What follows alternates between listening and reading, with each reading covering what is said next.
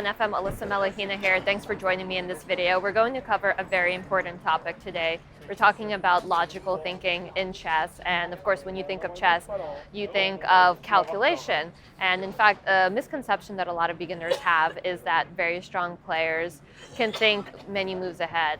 In fact, the most common question I get from beginners is, how many moves can you calculate ahead? And it's a good question, it's the right question, but it's a partial question because, no, think about it, in any given position in chess, there are so many variations that are out there on the board. So there's a tree of variations, if you will, multiple branches.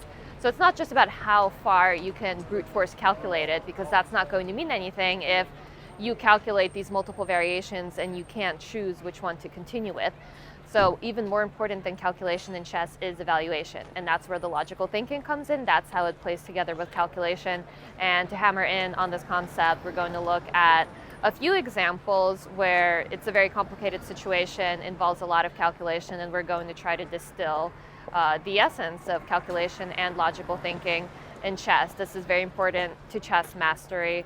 And in fact, if you're interested in learning more about the thought processes of a chess master, which includes logical thinking, includes ways in which you can balance out your emotions in chess, how to focus on the right things on the chessboard, you can check out my upcoming book, Reality Check, where I talk about all of these concepts more conceptually, how you can apply them off the board. But in this video, we're going to focus specifically on chess, so let's get started. The logical thinking process underlying chess is very complicated. It's not as simple as what you would see right here, which for those of you who are at least a basic level in chess can immediately recognize that this is a mating pattern. And I'm sure you can see the checkmate in 2 here. It's very simple. White takes this, bishop on f8, check. This forces black to recapture. It's the only move. And the follow-up is checkmate. So here we saw a very basic forcing sequence, and this is the heart of logical thinking in chess, is these 4 sequences, also known as tactics. But chess, of course, doesn't work like this, so we don't always get checkmates in 2, especially at the higher levels. In fact, I'll show you an example of a more standard type position. Take a look at this position. It's black to move, and as you can see, very different from the checkmate in 2 pattern that we were just looking at. So we'll backtrack a little bit just to put this in context, but here black has 3 options with which to recapture the pawn on e5. He can either take with the rook, the knight, or the bishop. And that's assuming, and I've given you a hint here, that we have to recapture the pawn, of course, in chess. It's also not that easy because we also have to consider other alternatives, other counterplay possibilities in the position. Maybe we don't want to take the pawn immediately. So chess is very, very complicated, especially in situations like this where there are multiple options available, and you have to evaluate the correct variation. So it's not so much a matter of brute forcing your calculation through, like a lot of beginners will ask strong chess players, how many moves can you see ahead? How many moves can a grandmaster see ahead? Things along those lines. But chess players are not mathematicians. We're not computers. That's a common misconception.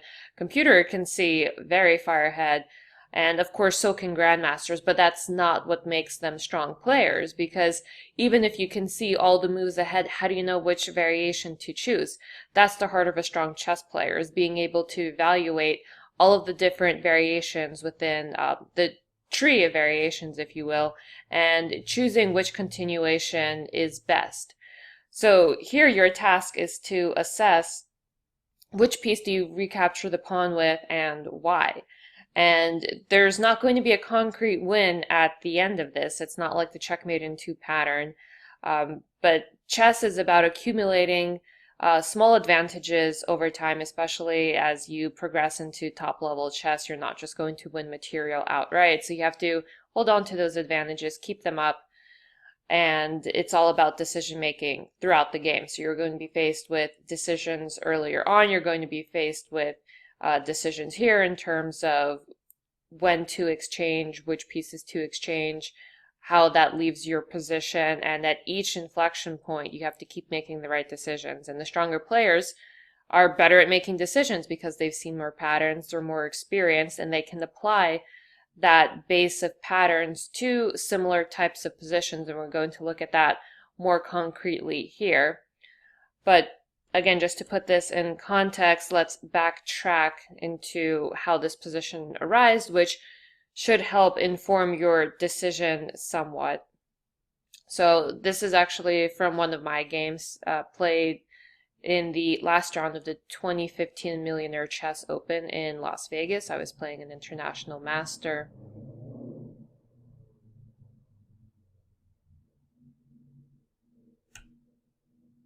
So kind of a strange opening choice. It seems to have turned into a G3 type Sicilian, but he didn't go D4 yet, so I choose this Botvinnik type setup, but of course he didn't go C4, so kind of an offbeat opening here. And already when you're playing these offbeat types of openings, that's when decision making is most important, because you can't apply the 20 moves of theory you prepared for the tournament beforehand. You're on your own. So already I played D5 here, and that in itself was a decision I had to make. Maybe it would have been better to castle, bring my king to safety first, but D5 is a typical break in these types of positions. I'm activating my bishop in one move, breaking in the center, and my goal is to play around this D3 pawn, which should be the weakness in White's setup.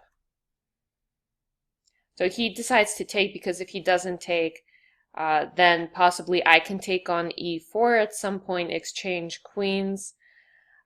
He doesn't want that, and he would have a strong D5 square, so that setup wouldn't necessarily be strong for me, but by taking on D5 here, he keeps the imbalance, which is what he wants as a stronger player.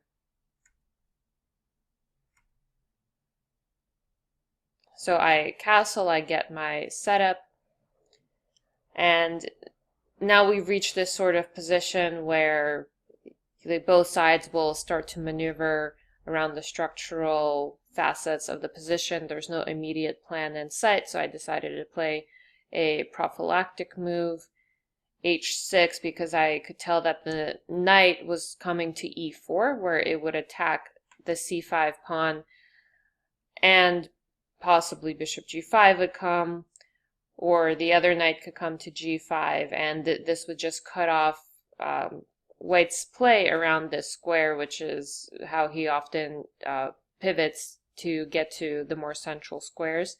He instead went for the e5 pawn. I continue development, again eyeing this d3 pawn. And he's looking to undermine my queenside here, and if he undermines this b-pawn, then this bishop becomes very strong. So when that's about to happen, it's a good time to get the rook out of the way of the line of fire. Opens up his bishop. Now e6 is a knight square, and not that the knight could come to g5 in this position, but you could see the purpose of the h6 pawn in any event, stopping the knight from coming to g5 in situations like this where I want to keep my bishop on e6.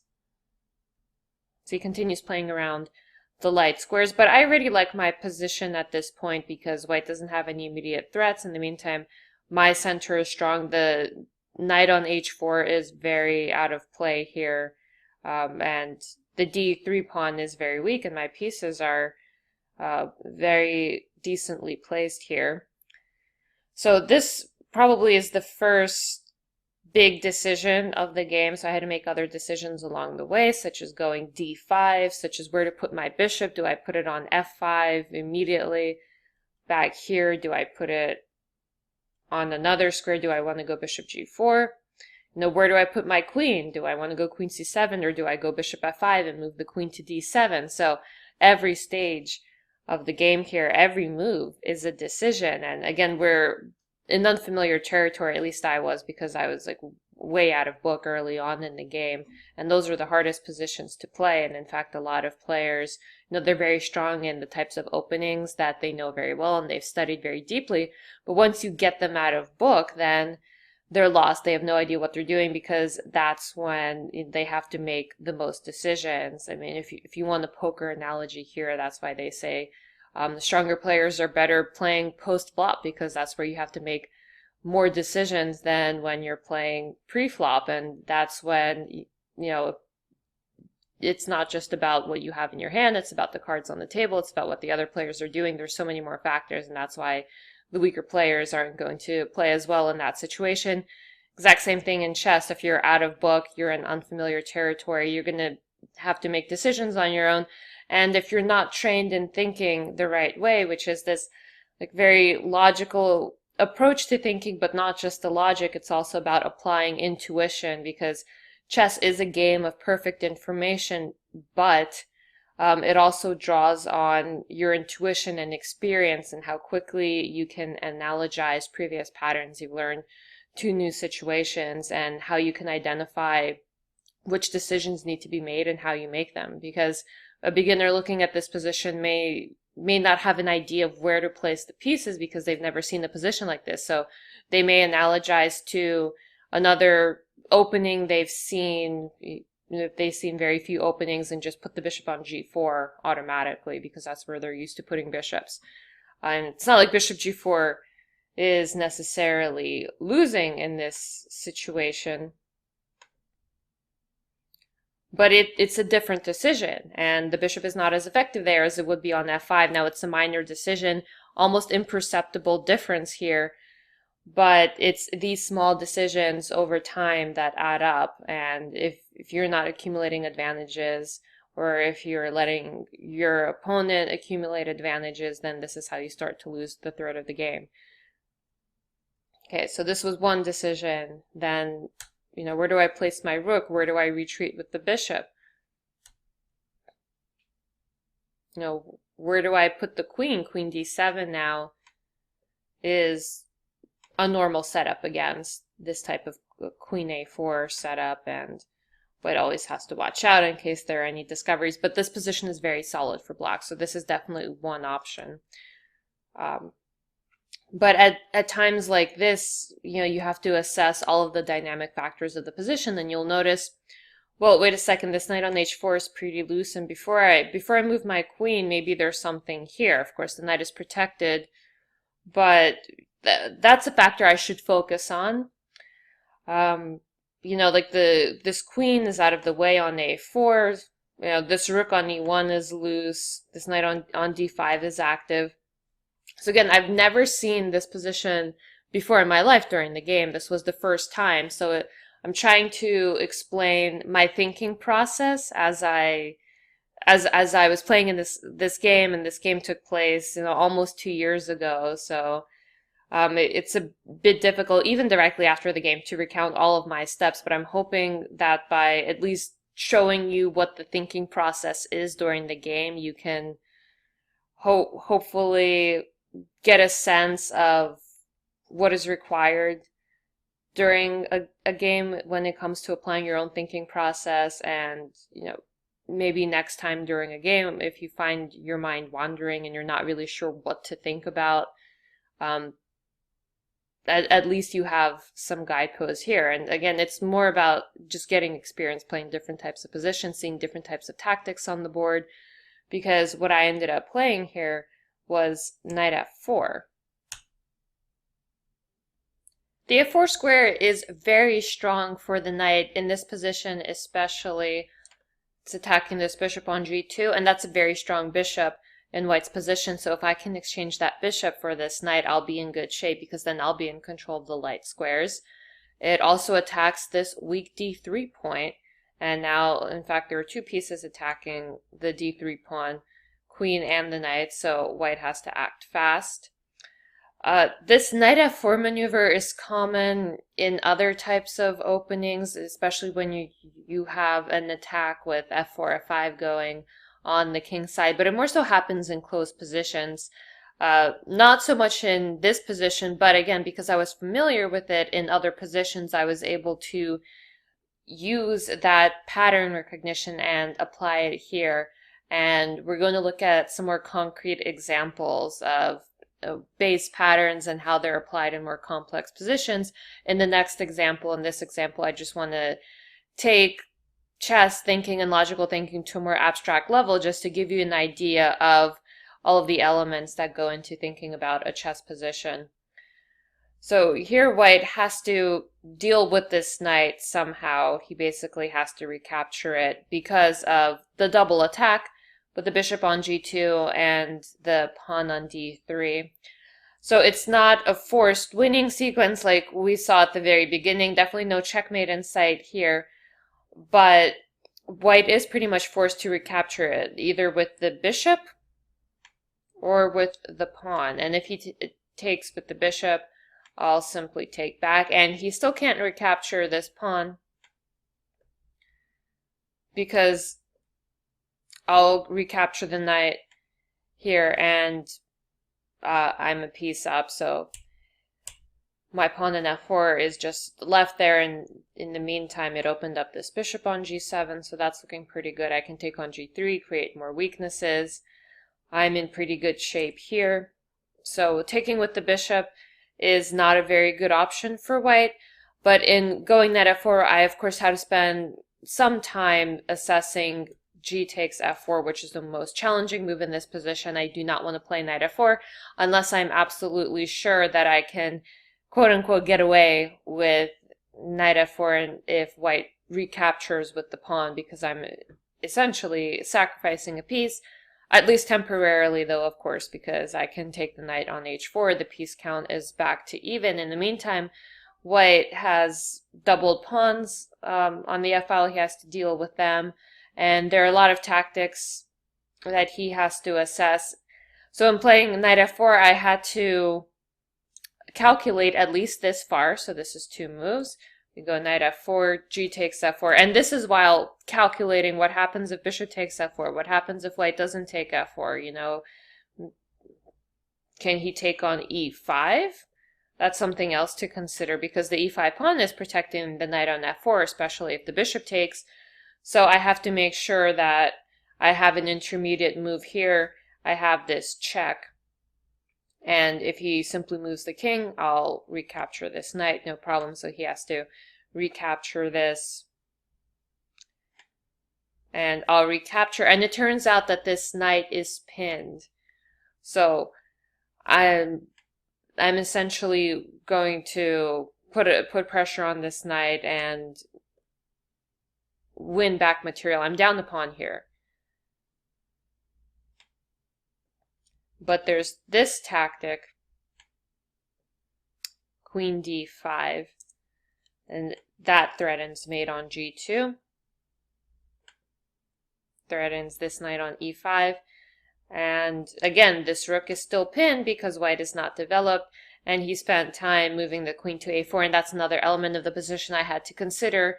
If the queen were still on d1, this knight f4 move probably would not have worked as well. So it has to figure out how to deal with this mate. If he goes f3 to block it, then can simply take. And if rook takes, I do not take back the rook, I take on f3. And now we have something close to the mate in 2 we looked at. This is actually going to be a checkmate in 3. White pretty much cannot stop both the mate on f1 and on g2, so he's going to have to do, you know, those typical things where he just sacrifices everything to try and stall for a while, but he cannot stop that mate. And that's where those base patterns come in handy, because in assessing this line with knight f4, I had to see that far ahead. So this is where calculating ahead helps a lot. So we can count how many moves that was with knight f4. If knight takes e5, which is a challenging move, and it could have been good, except I have this tactic because of white's backward development, because of the hanging rook on e1, because of the weak squares after the bishop is gone. So after knight f4, this, which was the 15th move in the position, this would have been the 19th move, so at least 5 moves ahead. I had to see up to this point and see the mate, well, seven or 8 moves ahead. I had to see this tactic, and I'm still not finished yet because, you know, I have to make sure that there's nothing going on here.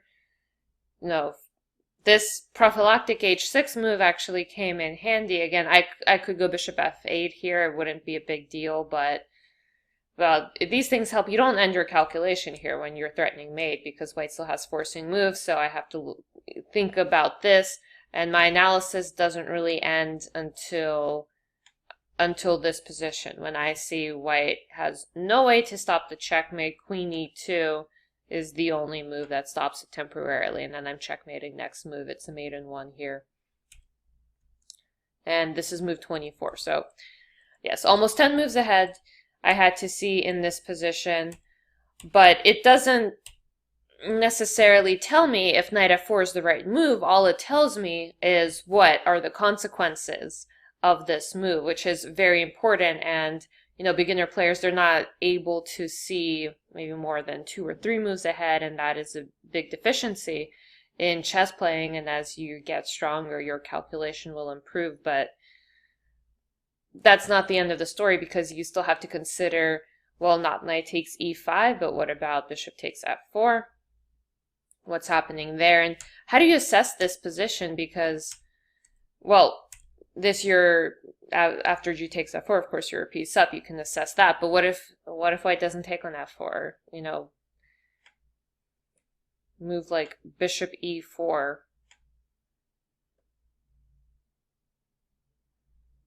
Protecting the d3 pawn, bishop on e4, not the ideal square, but it's doing its job there. How do you assess this position? Well, black is clearly better here because you have a lot of pressure on the d file in the center. The f4 pawn is very good for you here. But how do you know whether to go into this position or not? I mean, calculation is not going to tell you this. Being able to see 10 moves ahead up until the checkmate in the other line isn't really going to tell you that this is a good position for black. And the material count is completely even here, so that's not going to help you either. This is, you know, you have to have experience playing similar types of positions over time, assessing all of the elements of the position, assessing coordination of the pieces. You know, black's coordination is very good here. White's coordination, again, because this knight on h4 is not doing much. Pawn on d3 is a weakness. You have a lot of attacking potential as black here. And remember, you're black, and this is best outcome in this type of opening. So that's just something that comes with time, and that's the experience. And that is the most ineffable part of chess. Is it's very difficult for me to explain to you, you know, how is it that good players know that this position is going to be good for them.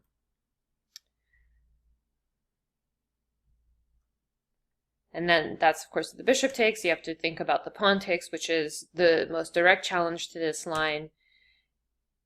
So you recapture the knight, but it's a bit different here. So it's not the same as if the bishop took on f4, because white still preserved his 2 bishops in this position. So I still like black here, but you have to be a bit more careful because now white takes on e5.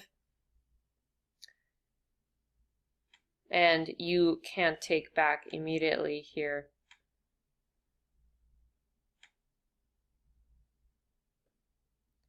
Because this will lose the piece, and this queen on a4 is actually protected by this rook, so white can take on e5 without a problem.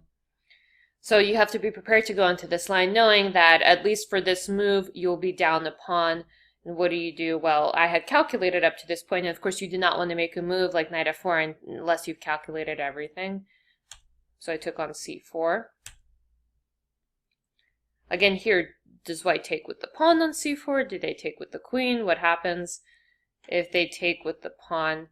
Well, if they took with the pawn, I would be very happy here because now I can take on e5 unopposed, and now I have amazing threats in the position.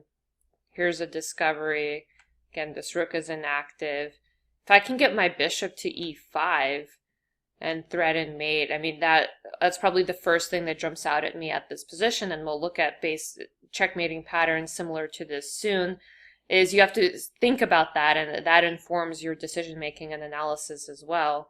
And white also has to deal with this c4 pawn, so I won back the e5 pawn, even pawn count, could win another pawn. Also, he has to watch out for knight d3. I mean, this would have been excellent for me, so he made the right decision here, assessing that now's a good time to opt for a queen exchange. And now we get to the position that I started out with, and you see all of the decision making that led to this position, which may have looked relatively simple from the start because the queens are off, but just because the queens are off does not mean the position is equal at all. And you saw that even getting to this point, move 19, how much decision making had to go on beneath the surface. And I wanted to backtrack and reach this position because I had to assess this position back when I played knight f4. I saw that this was the best line for white, that I pretty much have to take the queen here because I need to be able to recapture on e5. And I had to make sure that I'm at least equal in this position, and now I have to decide what to take back with. And in fact, when I played knight f4, I needed to be sure I knew which piece was good to take back with here. So as I mentioned, 3 options for taking this pawn on e5. Knight, bishop, rook. So since we did go over all of the moves leading up to this position, I hope that helps inform your decision making a little bit because you at least have some context in terms of what I was going for. And the correct piece to recapture with here is the knight. Now you can rule out bishop takes e5 because bishop takes h6, so that's a very simple 2-move calculation. You don't want to lose the pawn. But what about with the rook? It's a bit trickier, similar to taking back with the knight. In fact, you're developing the rook, and you know, you can calculate 2 moves. You either take with the knight on e5 or you take with the rook on e5, but how do you decide which one to go with? Well, you know, brute force calculation isn't going to give you the answers there. Well, after rook takes e5, you have to watch out for bishop f4. This is where the tactics come in. So there's a pin here, and you have to take with the check in order to avoid losing the rook so that white spends the time recapturing. And now you're in a situation where it's your move, you have to move this rook. But white has this annoying threat now of going a6, so this pawn on a5 is doing something.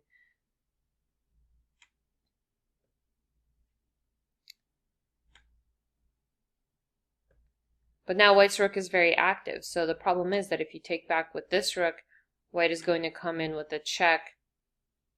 If you go bishop f8, bishop takes h6. Now this h6 pawn is not looking very good for me. But if the pawn were in h7, bishop h6 would have still been that checkmating pattern that we saw at the beginning. So I have to take with the pawn. But now white comes in anyway. Now it's going to be very difficult for me to defend this pawn because if I retreat, for one thing, you know, white can go rook c7 or white can go a6, fix this pawn, and my pieces are very weak here, and white is going to win this endgame. But, you know, how do you figure that out?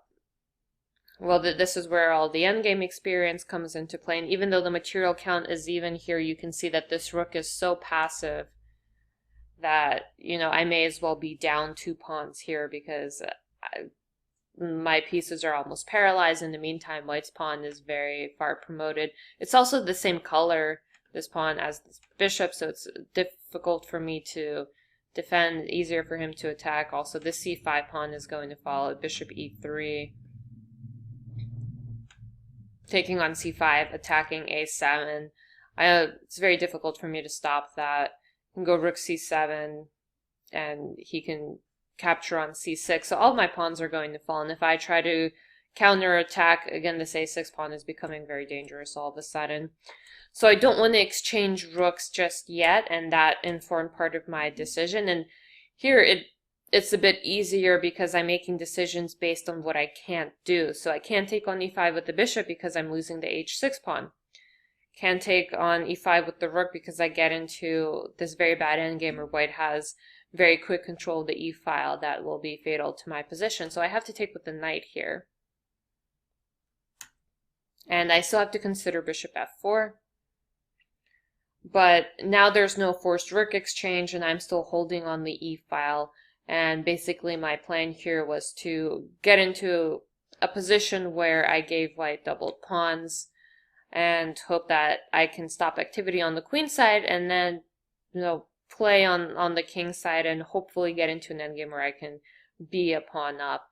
Now, white also has pressure in the center, and his two bishops are very strong, whereas my bishop is not very good, and the knight on e5 is looking like more of a liability than a strength at this point. So there are dynamic factors to each side of the position, but I had to be sure to see up to this point that I can defend the knight and double rooks, and I'm not losing any pawns in this position. So I'm not going to finish this game. It actually ended up being in a draw. It was, both sides had chances at some point. I think white had pretty good pressure and missed some wins, and I got some counterplay and ended up in a draw, which was a fair result. If I remember, there was definitely time pressure at some point just because we had spent so much time with all of these very difficult decisions beneath the surface in terms of figuring out which pieces to exchange, what pawn structure to obtain, how to get it, what to recapture with, and it looked pretty simple on the surface, but at the high level games, this is what's going on, and this is of course nothing to what goes on at the top Grandmaster 2700 elite level. I mean, those games, a lot of them end in draws, but that's only on the surface. If you really look at what the players were thinking, like they're thinking, like 15 moves ahead at each line and assessing the positives and negatives of almost each variation, and then each of them plays so precisely that a lot of times they don't end up getting advantages out of the opening. So when you're playing at a lower level than that, than the elite level, even amongst 2500s, like one side may misevaluate a position just based on lack of experience or misjudging an attribute of the position, then the other side will take advantage of that, and that at the more complex level is how strong players win chess games. That was a very abstract example that I gave you, so if you're still with me, then great job, because there were a lot of lessons there. And hopefully you got a sense of the thinking process that goes along in a chess game and decision-making you have to undertake. Now, as I promised, we're going to break down those steps and hopefully put them in more concrete terms so you can see more of what's going on behind the scenes. Before we jump into the next example, I want to start off with another more simple pattern, again demonstrating direct thinking in chess, and I wish all games went like this. They usually don't, but here we have a checkmate in 5 moves, and it's white to move. So how would you proceed? Well, in these situations, you always want to look for forcing moves first, and that's also a good lesson to apply to other positions. Forcing moves have to be assessed first, because obviously if they're undertaken, they're going to force a series of events, and you have to at least evaluate what's going to happen at the end of them. So remember in the last example, we looked at the checkmating line when I would go queen d5 with a double attack on g2. And I said you cannot end your calculation there even after my queen was in f3 threatening checkmate, because even though it looks hopeless for white, white still had some forcing moves. He could have still checked on e8. And I had to look that far just to make sure that I wasn't getting mated myself. And you would be surprised how many players forget that last step, and after a beautiful sequence, they end up blundering something at the very end. And they say they get unlucky because of that resource, but really they just didn't, complete all the check boxes. They didn't calculate until the end. So here, the two most obvious forcing moves are something on g4, either queen g4 or pawn g4 check, but you should also definitely look at queen f3 check or queen e2 check.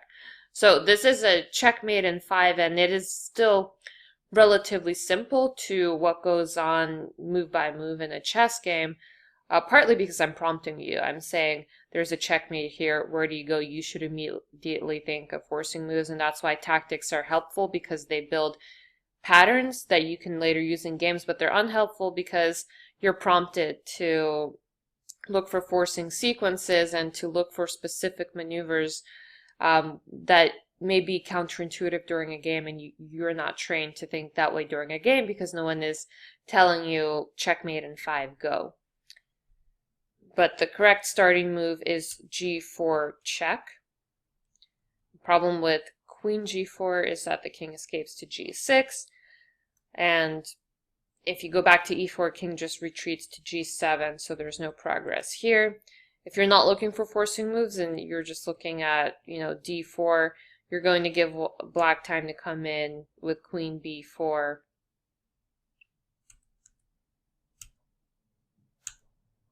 And now if you just start pushing this pawn, you have to be careful, because if you get into this situation, oh no, well now it's checkmate in 2 on black's side. Now white is in trouble because white can't stop this checkmate that's happening on c1. And again, white has to do something drastic, like sacrifice the queen on e3 just to prolong the checkmate. But you have to be careful if you get carried away with your plan. This is where the calculation is very important. So we start with g4 check. This forces black to play king h4, only move. And now we would like to play queen e1 check, but king takes h3, and it's not a checkmate here. If we check again, black can either take on g4 or run with king h4, and now we're down 2 pawns, so the best white has here is going to be a draw by perpetual with queen e2.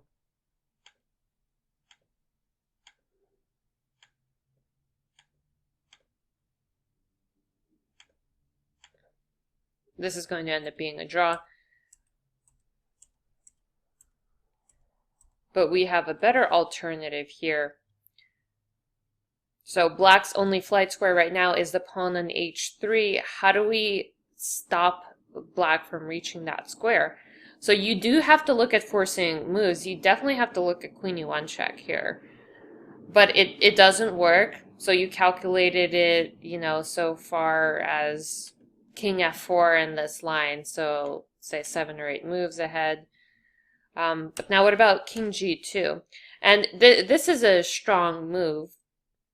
It's in the simplified version in this example, but in real games, when you're faced with these types of situations, you have to look for these quiet moves that improve your position and are not necessarily forcing moves. And those are the moves that are most powerful, and those are the ones that are going to win you the game, because most likely your opponent, who is also trained to look at forcing moves, overlooked this move, king g2. It's not a forcing move, and in fact, because black has a queen on the board, you would think that, well, black can really go anywhere here. But the problem is that no matter where black goes, you're going to follow up with queen e1 check. So, say black goes queen a3 because they want to start defending by checking, which is the right option. Well, it's too late because now here's a checkmate, and there's nothing that black can do to escape from this bind over here. Moving either the h pawn or the f pawn is not going to help. Same thing, queen e1, and it's a bit hard to believe, but there's really nothing black can do, and it's such an uncomfortable situation because black has a free move. You would think that they would have something, but no, absolutely not. It's going to be a forced checkmate from here on out. Again, simplified version, but in a real game, look out for these quiet moves. Now, did you consider king h2? Because it's the same idea, protecting h3, stopping that flight square, but this is where you have to assess all possibilities because now black has a check. And if you're trained to look for forcing moves, which you should do, you will spot queen b8 check. You will also look at queen d6 check. But the same outcome, queen b8 check, now black gets in with a tempo. And now you have to be careful because black is going to start eating up those pawns. It's going to take the g4 pawn, and suddenly black is 2 pawns up and black is winning here. And just like that, one wrong misstep, king h2 instead of king g2, and the tables are completely turned. Whereas king g2 is a lot more effective, partly because it eliminates any forcing moves by black. So when you're in the middle of your analysis and you're looking at forcing moves for each side, if you can make a move that stops the other side from having any forcing moves, which also often involves blocking the possibilities of check, that move will often be stronger than something like king h2, which, the siren should go off alerting you that there's going to be a check that's going to happen down one of those diagonals because you're putting it on a dark square. So that's why king g2 should immediately jump out, and if it doesn't, that means that you haven't studied enough patterns like this, or you're just not used to seeing tactics of this sort. But you need to definitely train your thinking to go along these lines. So do you see a way in which black can stop the checkmate here? Yes, queen e1 is it's forced. Well, let's say if you were in a dire situation for black and you needed to hang on for just one more move, you may do something like queen a8, which you're giving up your queen, but you're stopping the checkmate. Now, of course, in the real game, if you win the queen, you win the game, so you're not even going to really take this move seriously, but this is a simplified example. In the real game, you have to look at even absurd moves like this, because if I added more pieces on the board, if let's say there were a rook on h8 or something defending the queen, then this actually stops the checkmate, and you have to be careful, and you have to look at moves that you wouldn't even consider, but that stopped the plan. Here, queen a8 stops queen e1 from happening. Also, queen b8 will, at least for one move, stop the checkmate because you have this blocking move. So I would say even if you saw g4 and king g2, you did not solve this problem unless you looked at queen a8 and queen b8 and fully analyze this position from start to end. And it sounds strict, but in a chess game, that's exactly what you have to do. You have to vet every single move. And if you take out Kasparov's greatest predecessor books, he has reams and reams of analysis for each game, and it's just amazing how in depth he goes for almost every move. And when I read those books, I was around like 2100, couldn't break 2200, read those books, maybe shot up 100, 150 points, probably because it really taught me how in depth to go with my thinking in terms of every move. And it's not like he analyzed these absurd possibilities, but it's more about you just have to take into account everything and train your mind to look at these moves as far as possible within time limits. And of course that gets into the question of, well, I have limited time, what should I be focusing on? There's also no easy answers there, but over time and experience, you'll see the more important parts of the position that need to be analyzed.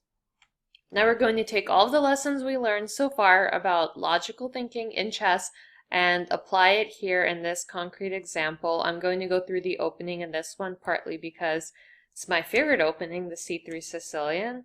A lot of you may be familiar with the video I did on how to win in the See-Through Sicilian in 21 moves or less, my game against Alexander Shabalov. And what's special about this game is that this game was played 3 years after my game against Shabalov, but it followed the game up to move 19. So I'm not going to go over up to move 19 because you can watch the other video for how to play the Alapin and the See-Through Sicilian, and that'll be more useful.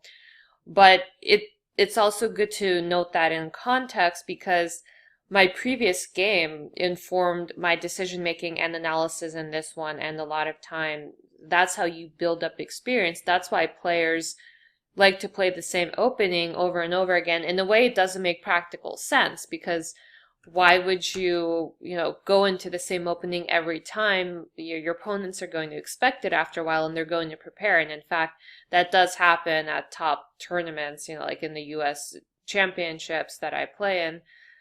Like players will spend months before the tournament preparing because they know the players. They've played them many times. The games are in the database and they can easily prepare for both colors. And the players that are easier to prepare for are the ones that play the same openings. But also, knowing your openings really well is an advantage because you're going to know the position better than your opponent. You're going to know more patterns. And when it comes to making decisions, you'll have an easier time figuring out which variation you should go for and how to evaluate the final resulting positions. And as we looked at in my first example, the game for Millionaire Chess, there's a lot to keep in mind, and even if you can calculate ahead, it's not going to be determinative of what line to choose.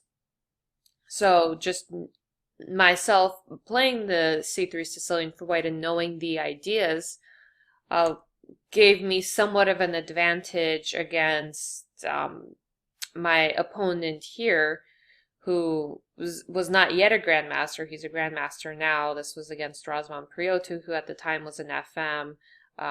This was played in 2014 at the Philly Open, and he got his last GM norm, I think, that year shortly after this tournament. But probably he's not facing this opening quite often, and so he's a very strong player. So at least I'm on par in terms of our understanding of the position already gives me a leg up, and that's exactly why I advocate playing systems like the Alapin, closed Sicilian, anti-Sicilians, things you can really know and learn very well while your opponents may not face them as often. At the same time, they're very sound and very playable, and I love getting positions like this. So far, so good. So far, this is like my game against Shabalov, where he, in this position on move 18, played knight a5, and I explained the thinking there. Attacking c3, going for c4. I ended up playing knight g5. And the game took a different course because in my game against Shabalov, he took on f6, he played rook d8, and this is where knight e4 won the game on the spot, unveiling this mate threat on h6. And this is where just knowing that basic mating pattern of queen g7 checkmate helps inform even going knight g5, because that's part of the thinking all the way back here when I'm going knight g5. But the reason I played knight g5, I wasn't expecting to catch him in that, was to open up the line for queen h3. So I was expecting something like rook d8, where white doesn't take on f6, waits it out, then I go queen h3. So I'm attacking h7 here. And if black goes h5, then I have these other threats with taking on e6. And there are other mating patterns here as well.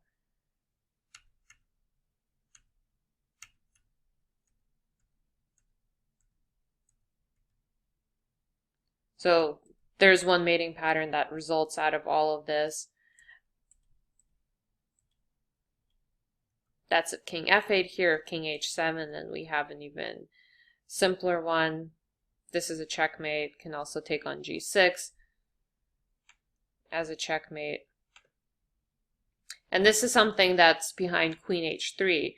So I'm playing queen h3 with all of this in mind. And in fact, we're going to take a pause at this moment just to assess all of the basic mating patterns that would inform a decision like this. Just to give you an idea of everything that's going on beneath the surface in that more complicated see-through Sicilian position, consider this. This is a typical mating pattern. If it's white to move, queen takes h7 is the checkmate, but you need to be aware of this very basic mating principle. How about this one? Same idea, we just replaced the knight that was attacking h7 with the bishop on f5. This is another mating pattern. Here it's the queen and the bishop together. This is a checkmate, and in other variations of this, doesn't so much happen here, but you have to be aware of what happens in a situation like this where you force black to go in front of this bishop-queen battery. Then usually the bishop will step back somewhere and force checkmate this way. This is another way to go about it. And in other positions, let's say if the rook weren't on f8 and the king could move to f8, then we would take on f7 with the checkmate. That's just taking this to another level, but same basic checkmating patterns. And these are so basic, like you just have to keep these in mind and you have to train these, and you have to be aware of more complex patterns too, because those will inform your games. And the last pattern we'll look at, everyone should be familiar with this. This queen g7 checkmate supported by a pawn on f6 in this case. Could be supported by a bishop on f6, could be supported by a bishop all the way back, still on this diagonal. Many different variations of this, but they come up over and over again. We already saw one variation of this come up in my first game that we looked at, where I had the queen on d5 and moved to f3, bishop on h3. Supported the mate on g2. In the See-Through Sicilian game, actually ended up beating Shabalov because of this mating pattern with queen h6 and queen g7. And it's very simple in this instance, where of course it's a checkmate in one. But for some reason it's not as simple to spot in this position, even though the same pattern is just a few moves away. So here Shabalov played rook d8 and I played knight e4, unleashing queen h6, and knight e4 is just one of those difficult moves to see because it's not a forcing move. So remember, we talked about you always have to look at forcing moves because they're going to instigate a sequence of variations that are going to come up in one way or another, and you have to make an assessment of whether it's good or bad and keep it in mind. The other side will do the same, and the trickier moves to find, just like king g2 and the example we looked at before this, are the non-forcing moves. So knight e4, it looks like black has so many possibilities here, so many pieces on the board, but the knight on e4 cuts off queen d6 and queen c5 from coming to f8 and blocking the mate. And in fact, black can't stop my queen from coming to h6 no matter what he does. So it's quite amazing, but it's the exact same mating pattern. So let's say black takes on e4, for example. Well, I'm not going to take back on e4. Queen h6, and this is almost exactly what we just looked at. The very basic mate in one is here on the board in a much more complex form, but that informs the logical decision-making process that you have to make, and it's part of the pattern recognition. So I have to be able to consider that I have to look for those types of moves and be able to execute them, identify the patterns that form their basis. So that's why these very basic patterns are important, and they're omnipresent. And it's not like we're very conscious of them. So it's not like when I'm making this move, I'm considering, oh, what about that time, I looked at that mate in one checkmate tactic. It doesn't really work like that. It's just, it goes into your store of chess knowledge. And when you're faced with a similar position, you can analogize to the base patterns that you have stored.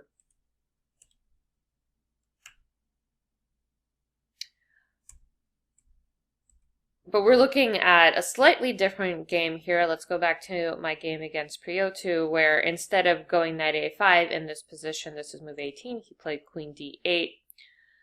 So the same patterns apply to this position, like what we just looked at with Shabalov, but the exact same move won't work here. In fact, that's what queen d8 was designed to prevent. I played knight g5 against knight a5 in the parallel game, but here this wouldn't work because of knight takes e5.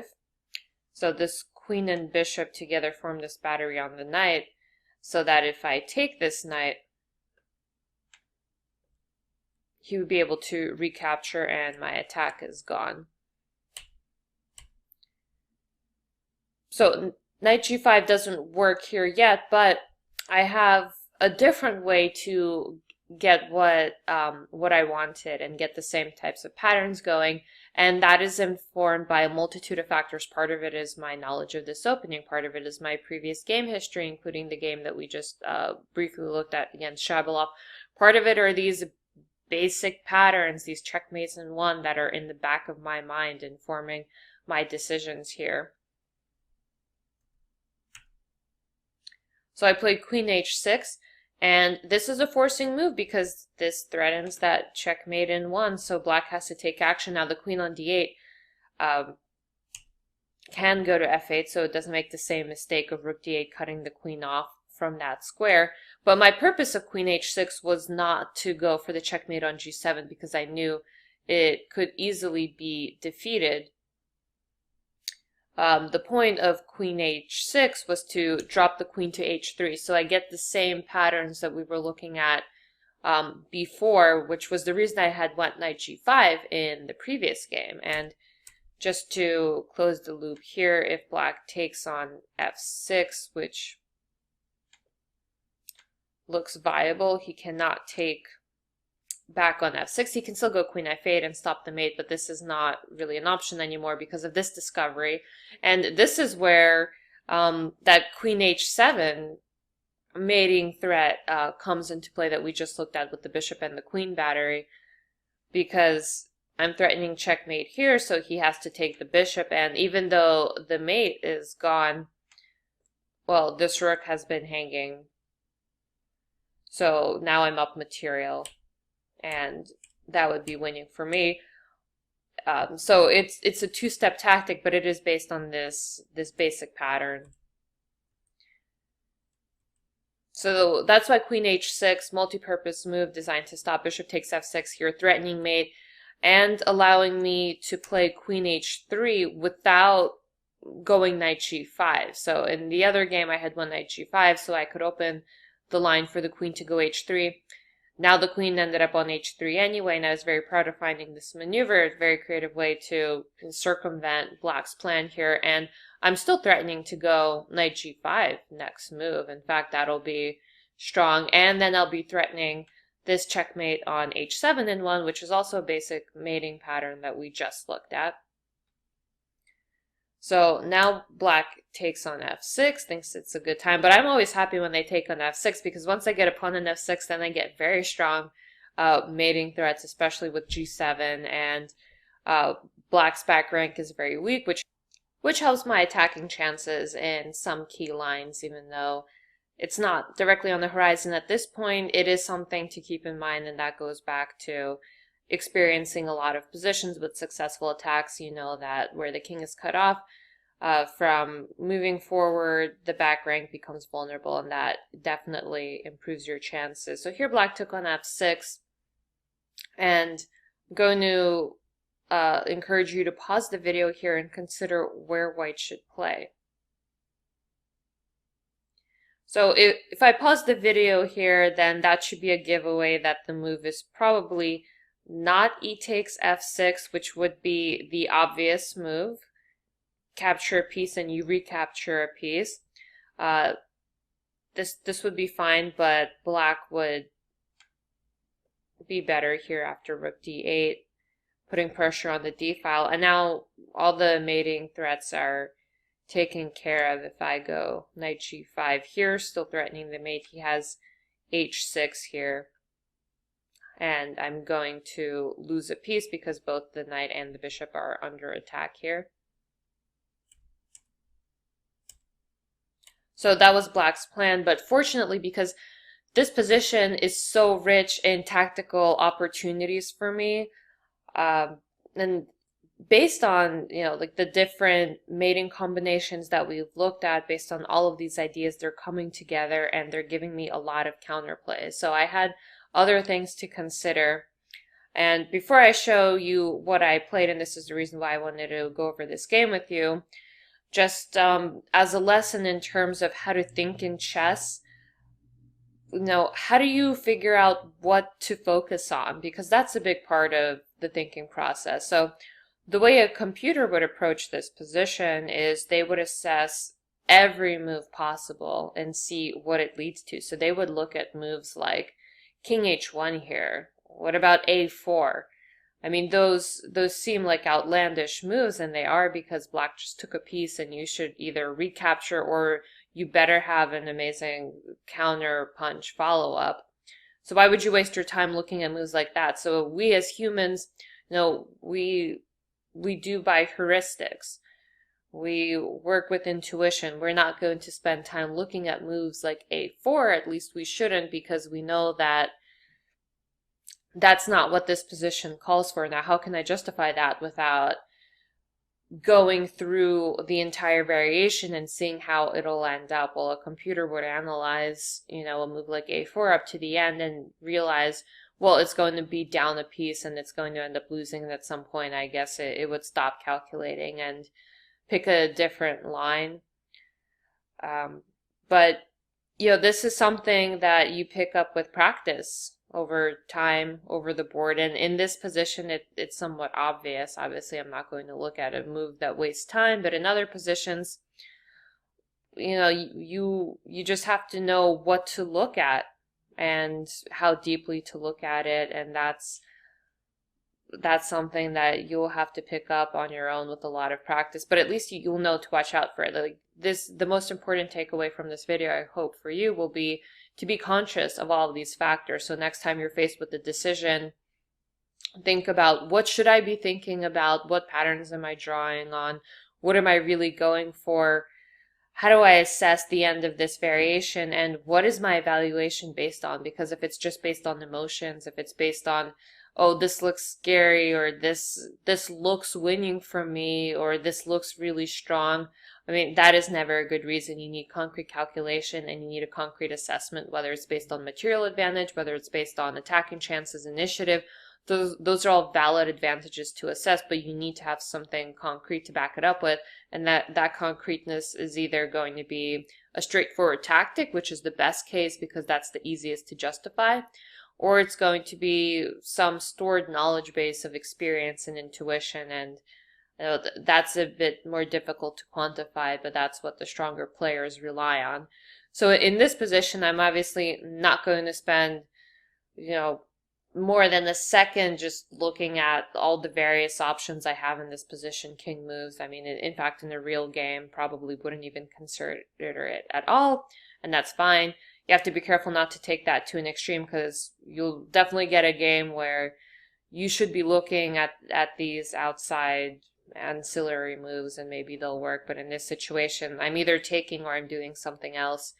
And in this position, I played bishop takes g6, which shows how all of the ideas we've looked at come together. So there's that mate threat on h7 again. Here with the queen on h3, we looked at lines where the queen could take on e6. That could happen if black takes back with a pawn here. But also, let's not forget that this rook is just hanging, so black can't take back this bishop immediately. that's another idea, and we saw that in the previous line that we were looking at as well. This rook hanging before black doubles the rook allows me to take extra moves like bishop takes g6. And I have to, again, analyze all of black's replies here because black took my bishop. I'm temporarily down a piece. I didn't recapture the piece I took a pawn instead, so I'm still ending up down the piece. So I have to consider, can black get away with this? Can black get away being a piece up? Well, this is a forcing move, bishop takes g6, so that's why it makes my calculation just that much easier, because black has to deal with the immediate mate on h7. That's important. And you'll see with this a rook on d1, that helps me as well. That was played earlier several moves ago. If this rook were on d1, and if the f rook were on d1 instead of the a rook, black could take the rook with check. And that's why all the way back when, you know, I'm choosing which rook to put to d1, this was part of my theory here, but when I first played this game against Shabalov, you know, just intuition will tell you that it's better to put the a rook there. Just because if you want to leverage a discovery attack or check with the bishop on d3, you don't want black to take back on d1 with the check. It's not like there's a concrete variation with that yet, but you're setting it up. That's also part of the decision making and the thinking, like where your piece is most optimally placed to execute your plan down the line, and that requires a lot of foresight. So moving with this rook sets that up nicely for when we get to this position, and that's why bishop takes g6 works, because I'm attacking the rook. He doesn't have the option of taking on d1 here, because if he takes on d1, there's no check. I take on h7 with the checkmate. So I have to consider the most immediate replies of, you know, he's going to recapture my bishop on g6, and after he recaptures my bishop on g6, I am down 2 pawns. So we looked at can't recapture with the f pawn because the d7 rook is just going to be hanging. He can recapture with this pawn, and the slight difference being that if I take the rook on d7 now, which is still winning for me, well, he can take on e5. He can make it, you know, just a little bit messier, because if I take on b7, my rook is captured.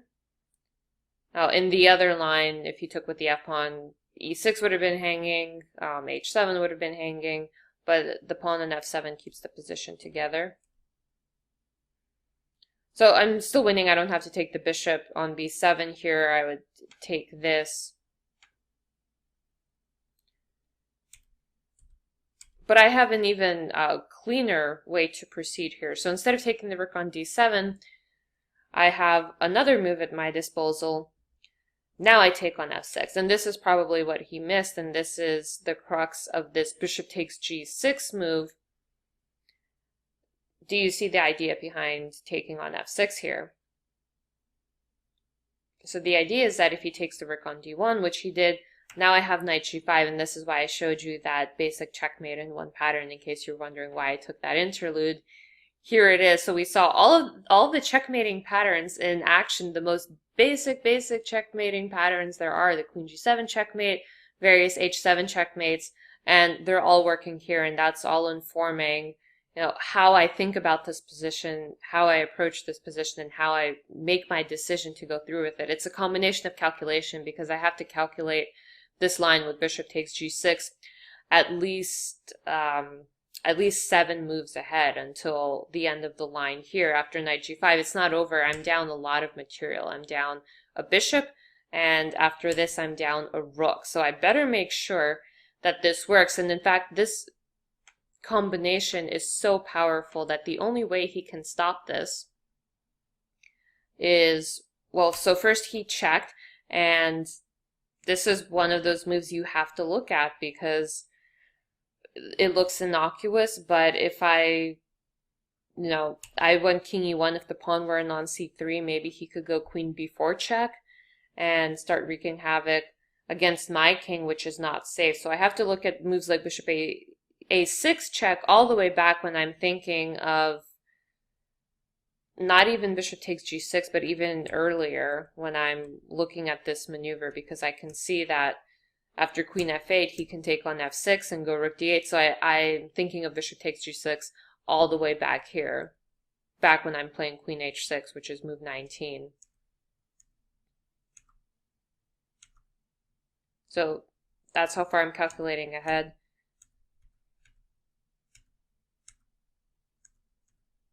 Forcing move, reply, and as I was saying, the only way he can stop this checkmate now is with queen g7, and this is one of those absurd looking moves. Remember we looked at that king g2 mating combination right before going into this game, and I told you to look at queen a8 there as a way to stop the checkmate and one from queen to one check, and it looks absurd, but you have to consider moves like that. And here queen g7 doesn't save black, but because I'm down so much material, there could have certainly been a different circumstance where it did.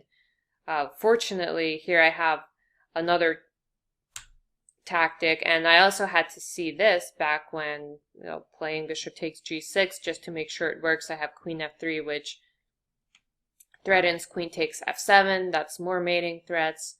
If I'm able to get to f7, he goes king h8, queen h7. We see that mating pattern again. If he goes king h6, can go h4, threaten more mates. The king is not safe there, but this also attacks this knight on c6, so he has to worry about that. And he has to worry about this rook, so he can't just simply move the knight out. He's going to lose the rook. And if he goes rook c8, then after queen takes f7, it's essentially game over. But, like, what if I didn't have that extra knight and he sacrificed his queen? It would still be a game because he would have a rook with two pieces, so you absolutely have to consider moves like queen g7 within your calculation as well, and that's part of being a strong calculator. And the second part of playing chess while making good decisions and thinking logically is evaluation. And that's not as easy to fix as calculation, because if you want to work on your calculation, you can take a position that's been very heavily analyzed. I mentioned Kasparov's Greatest Predecessor books have helped me a lot, but basically any book with a lot of analysis, and see if you can work through all of the analysis yourself before looking at what the author introduces. It's painstaking. It's not one of the most fun parts of chess. I would rather solve checkmate and one puzzles all day. Those are always the most fun, and they're important, but they're definitely not going to be the one-size-fits-all solution. You need to be strong in tactics, but you also need to calculate ahead, see far, and then you also need a lot of experience so that you can evaluate all of the different variations properly and know which ones to focus on. That's a big part too, because you have limited time. You're not going to waste time on irrelevant moves like pawn moves or king moves where there's a lot of action going on the board, but you have to train your mind in terms of focusing on the right moves at the right times and evaluating, and that's what makes chess so complex, but that's why we love it. So thanks for bearing with me with these examples. I hope after this you have a better understanding of the root of chess, which is calculation and logical thinking, and more importantly, I hope that you have a better clarity to your chess thinking, because as we saw, it's not just about the number of moves you can calculate, it's about the evaluation at the end of it, but more importantly, it's about the clarity of thinking. So after watching this, I hope you no longer think in terms of, well, maybe this move is better, or this feels right, or this looks right. You have to absolutely calculate every line and follow it up with a strong continuation. And if you follow this method, this will improve your overall thinking and overall results in your game. Thanks, guys.